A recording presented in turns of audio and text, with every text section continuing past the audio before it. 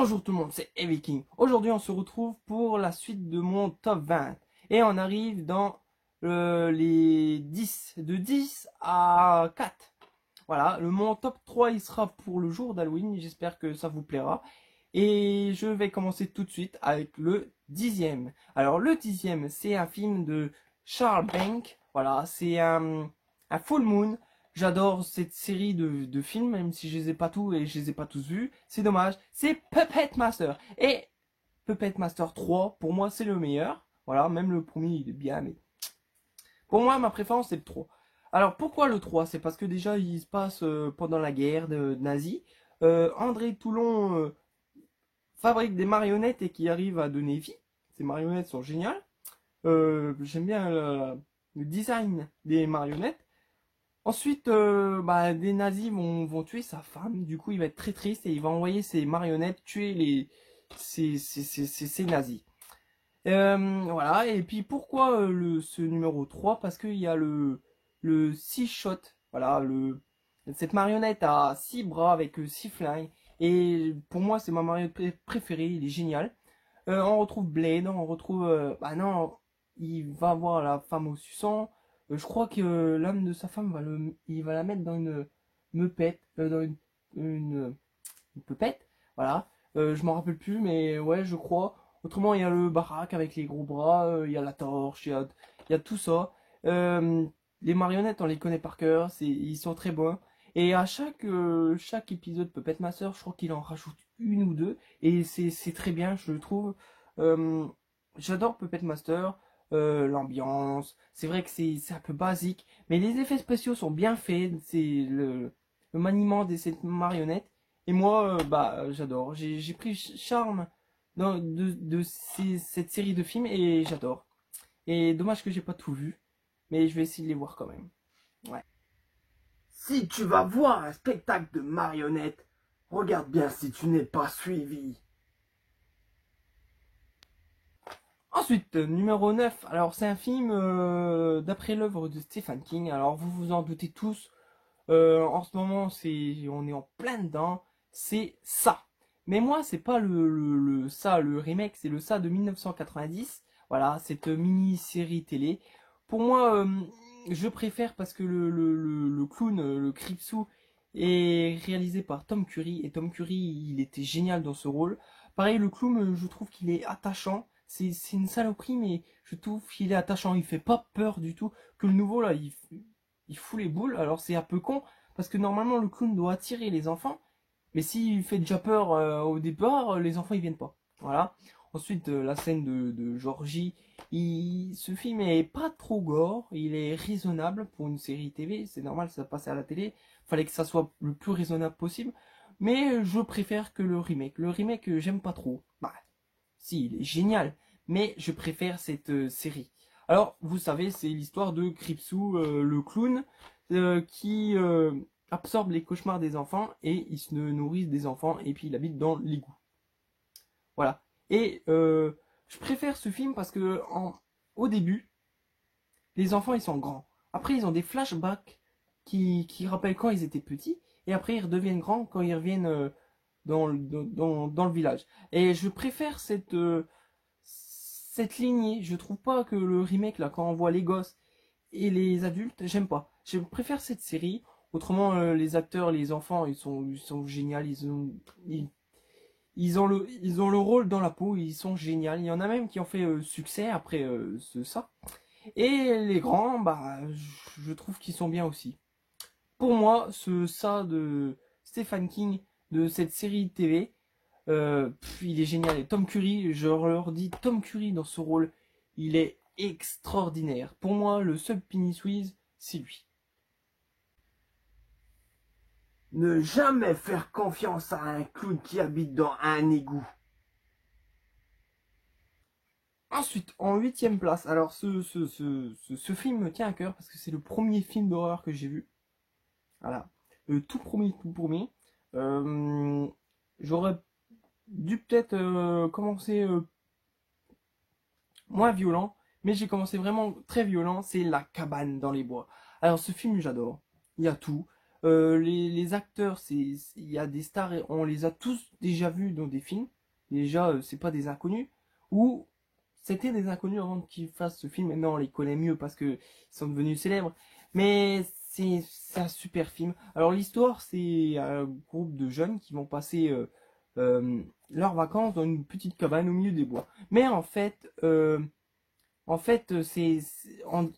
dessous de la terre, il y a un gros labo et c'est eux qui décident comment ils vont mourir. Alors ils ont plein de créatures dans leur labo et ils vont décider de qui emmener, ils vont faire des paris et tout.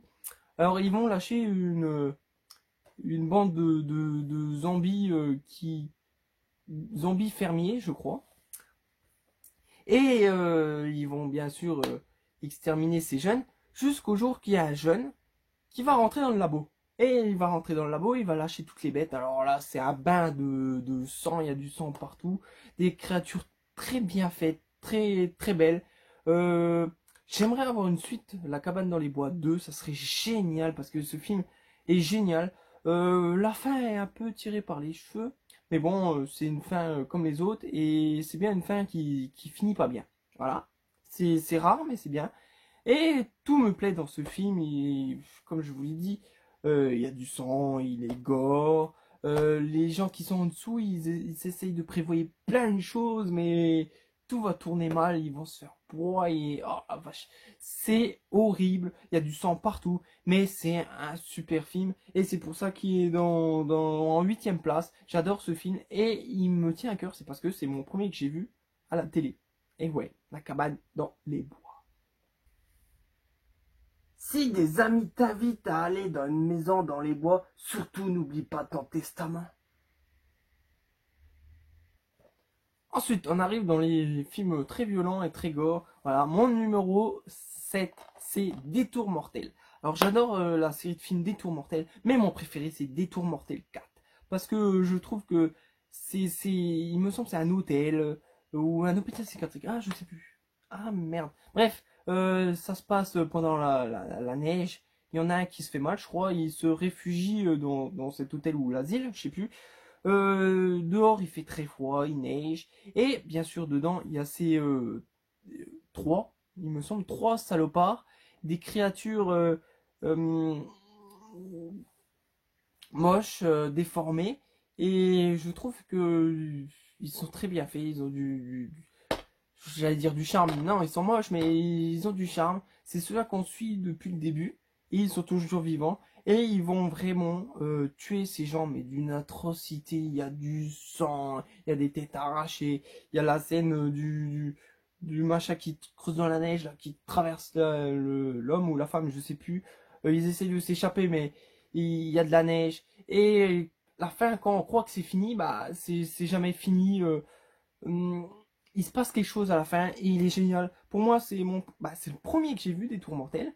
C'est après que j'ai acheté le coffret et puis je les ai tous vus d'affilée. C'est mon premier que j'ai vu et c'est mon préféré. Et j'adore cette série des Tours Mortels. J'ai un peu de mal avec le premier, mais les autres, j'adore. Et le 7, bah, il est un peu raté. Et j'ai entendu qu'ils allaient annoncer le 8. Alors le 7, non, le 7, c'est le 6 que j'ai eu du mal. Et ils ont annoncé ce numéro 7 et j'espère qu'il va envoyer du lourd et qu'il va être gore et qu'on va retrouver nos personnages moches là, de Détour Mortel. Et les mêmes qu'on suit depuis le début. Si un jour ton GPS marche plus, ne surtout pas faire de détour. Ensuite, numéro 6, film très gore, c'est Butcher. Alors j'adore les trois Butcher. Il y a le nouveau là, Victor Crowley, il s'appelle. Mais mon préféré c'est le numéro 2, car il y a Danielle Harris, voilà, la petite fille qui joue dans Halloween, dans le Halloween 4 et 5. Et j'adore ce film car il est très gore. Il y a des scènes affreuses. Et l'histoire, c'est la légende de Victor Crowley, un fils un peu déformé, qui s'est pris une hache dans la tête par son père. Il habite dans une petite cabane au milieu du bayou, et il y a des gens qui vont visiter le bayou, et puis ils vont tomber dessus, et puis lui, il tue. Lui, il tue. Il a une tronçonneuse avec un guide qui fait 4 mètres. il a une ponceuse, il pond la tête des gens, il fracasse les têtes contre des tables, c'est horrible, il y a du sang partout. Victor Crowley, il est interprété par Ken Hodder, celui-là qui fait Jason Voorhees, et il est génial. C'est un film extraordinaire, il est super gore. Il y a des scènes cultes. Je sais plus si c'est dans celui ou dans l'autre. Il prend une femme comme ça, ouah, il arrache la tête. Ah, c'est horrible, mais j'adore. Et j'adore le personnage de Victor Crowley, il est vraiment génial. C'est pareil, je leur dis, c'est dommage qu'il n'y a pas plus de figurines de Victor Crowley. Et ouais, c'est dommage. Les légendes sont toujours vraies.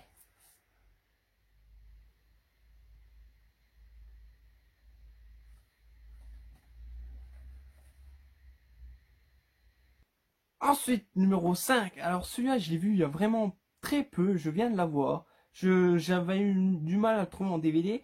Et il est arrivé directement au top 5. Vous vous rendez compte? Top 5. Paf. Allez hop. C'est un film génial. C'est un film de Peter Jackson. C'est Bad Taste. Alors, ce film, j'ai aimé. Il est un peu... il manque un peu de moyens. Ça se voit. Mais je trouve, avec le peu de moyens qu'il a eu, il a fait des choses extraordinaires. Franchement, rien que les costumes des aliens, les scènes gore et tout, je sais pas comment il a fait ça, mais c'est extraordinaire. Il avait pas de moyens, il avait pas un sou, rien, il a fait un film extraordinaire. Alors l'histoire, c'est un petit village où des aliens arrivent dans ce petit village et va décimer la population et parce que je crois qu'ils les mangent. Voilà, des aliens très moches, comme on voit sur l'affiche du film, très très très moches. Et, et un groupe de combattants qui va essayer de les exterminer. Mais franchement, il y a des scènes cultes quand l'autre il tombe, là, il a le crâne ouvert, là, il remet le crâne tranquille. Ça va, ouais, ouais. Il ouvre le crâne, il remet le crâne, hop, ça va. Non, mais c'est complètement délirant, des têtes coupées, l'autre il mange dans la tête. Euh, les aliens, ils en prennent plein le grade. Une scène avec du mitraillage, des mitraillettes partout. Les autres qui vomissent dans un bol, il faut le boire. Des trucs complètement dingues, c'est ce que j'aime, complètement dingue, mais avec un très bon film, très bien réalisé. Euh, les scènes, par exemple, de destruction de la maison, c'était super. Il a pas détruit une vraie maison, ça devait être une maquette, mais c'est génial. Pareil, la scène finale avec la tronçonneuse, je vais pas vous expliquer, mais fallait le faire. C'est extraordinaire. C'est un film génial. Peter Jackson, il a été innovant sur ce film. J'ai vu Branded aussi, mais je l'ai trouvé en dessous de Bad Taste. C'est pour ça que j'ai mis Bad Taste dans ce classement. Si les aliens viennent te voir, c'est pas pour jouer à la Game Boy. Ensuite, mon numéro 4. Alors, pourquoi il est au numéro 4? Parce que c'est le premier DVD que j'ai acheté. Et ouais, c'est le premier DVD que j'ai acheté, c'est celui-là. Je l'avais acheté à Nose en plus. J'avais commencé par Nose, j'avais pas commencé par Cash, machin. De toute façon, à l'époque, j'en avais pas dans mon coin. Et j'ai acheté ça à Nose. C'est le premier film que j'ai acheté en DVD pour commencer ma collection. C'est mon premier. Euh, c'est un film qui m'a choqué, il était génial. C'est Intruder. Alors, dans Intruder, il y a Sam Raimi et Bruce Campbell. Alors, je me rappelle plus d'où je les vois, ils devaient être très jeunes. Voilà. Et c'est un film pour moi génial, il y a tout. Alors, l'histoire, c'est des employés de magasin qui restent après la fermeture, il me semble. Mais ils se font assassiner un par un. Alors, des coups de hache, des piquets de viande dans la tête. Il y a c'est vraiment gore. Il y a même la scène où il y a la scie à jambon, je crois. Il prend la tête, vouf, il la coupe en deux. C'est super bien réalisé. Pour l'époque, c'était horrible, c'était gore horrible, mais c'était horrible. Et on apprend que le tueur, bah, en fait, il est enfermé avec eux dans le magasin. Et on apprend qui c'est. Alors, c'est un peu dommage que le tueur, c'est un homme comme vous et moi. Mais sinon, c'est un super film, il est très gore, il y a des scènes culte. Le gars qui découpe un petit bout dans la poubelle. J'ai presque tout dit. C'est un film merveilleux. Je crois, il est pas.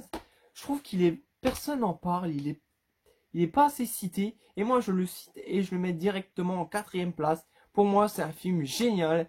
Et il a été longtemps en numéro un, mais il s'est fait détrôner, bien sûr. Mais pour moi, c'est un super film. Et quoi dire de plus? Si vous ne connaissez pas, regardez-le, il est génial. Tiens, moi, ça fait longtemps que je l'ai pas vu. J'ai envie de le revoir. Tiens, juste d'en parler, j'ai envie de le revoir. Pourtant, je l'ai vu une dizaine de fois, mais avec tout ce que je regarde, je m'en rappelle presque plus. Mais il faut que je le regarde. J'espère que les conseils du compte Bookieman vous a plu. J'espère que je serai là dans des autres vidéos. Je vous dis bye, passez une bonne